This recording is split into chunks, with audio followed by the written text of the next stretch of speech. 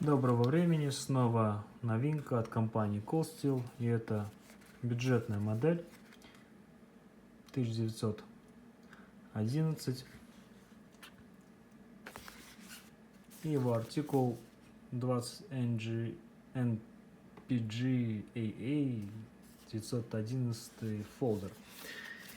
Давайте посмотрим, что там внутри, чем он так интересен. Сразу видим корпус из материала Grivix, врезучий, удобен в руке. Нож, даже на первый взгляд никаких не кажется дорогим, да? Сразу взяв его в руки,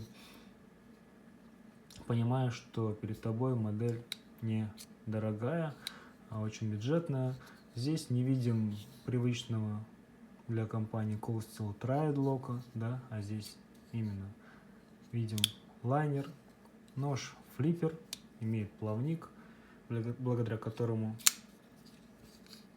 неплохо извлекается, но при этом ассиста здесь тоже нету, никакого довода, все за счет динамики.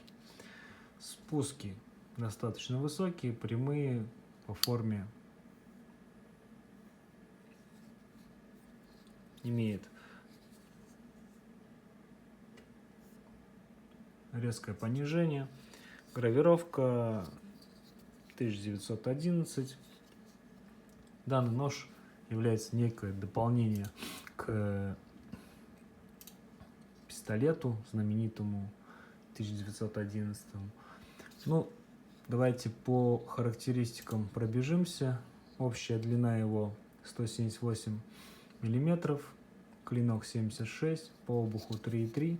Сталь здесь не супер твердая, это 4034 СС, которая очень легко правится, но при этом для повседневного применения подходит и держит заточку достаточно неплохо. Нож имеет дополнительный фиксатор, который фиксирует лайнер в разложенном положении, что, наверное, для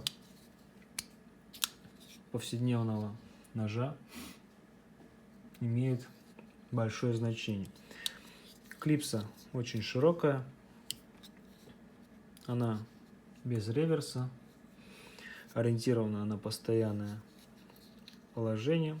Бэкспейсер, наверное, на треть ножа, и в заднике переходит прямо на боковую часть. Повторюсь, модель бюджетная, и